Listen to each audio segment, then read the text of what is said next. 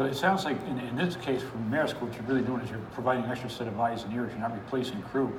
Can you talk a little bit about that? I mean, I encounter a lot of skepticism in the industry from just rank and file mariners saying, "Oh, this is just something else that's going to get more of us on the beach." That they're just going to try to replace the manpower with machine power. I know yourself and other people I've talked to say that's not the case. This is something that's going to enhance both efficiency and safety. Absolutely. Could you speak to that?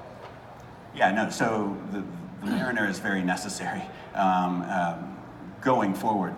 In fact, this technology elevates our industry in many ways. As I mentioned, reducing transit risk, improving on-time arrivals from the current industry average in the container market of 75% up to 85+%.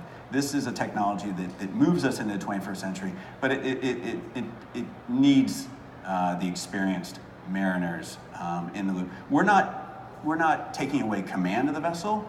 We are the human operator remains in command of the vessel. What autonomy does is it manages a lot of the control as well as the situational awareness.